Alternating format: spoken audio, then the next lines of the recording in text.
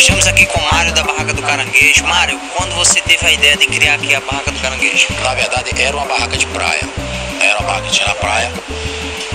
Quando não havia nenhuma pavimentação aqui, era totalmente areia. Na verdade aqui dentro não havia casa e nada, isso era uma duna, né?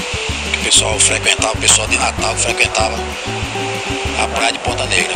A partir daí veio a pavimentação da orla e com isso as barracas foram retiradas pela prefeitura. E aqui, onde consta hoje o restaurante Barraca do Caranguejo, era o estacionamento. Montamos aqui o restaurante, onde é o estacionamento, nós montamos o restaurante e não quisemos e decidimos não trocar de nome. E realmente deixamos o nome Barraca do Caranguejo, porque já é um nome muito conhecido. E o senhor costuma assim fazer aqui algum evento semanal, alguma coisa? Aqui hoje nós trabalhamos à noite com shows, é um show de danças regionais, maculelê e capoeira, repetismo do coco, música ao vivo e um forró exclusivo aos domingos. E o que faz assim o cliente vir para a Barraca do Caranguejo? Em especial é o nosso rodízio de camarão.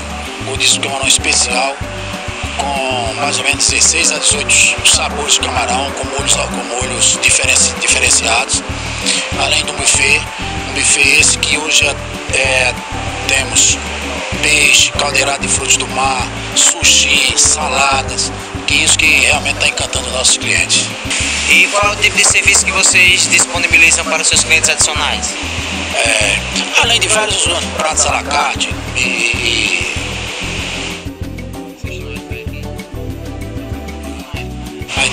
Aí temos também Wi-Fi, uma parte bem cômoda, além de uma vista maravilhosa.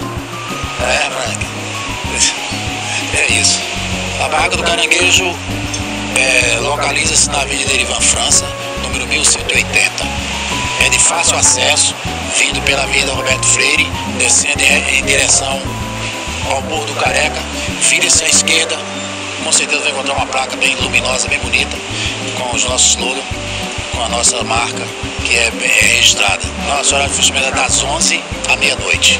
Todos os dias? Todos os dias. E você, pessoal, que está aí na beira da praia, vem pra cá, pra Barraca do Caranguejo, comer caranguejo, camarão, lagosta, tudo você encontra aqui. Corre pra cá.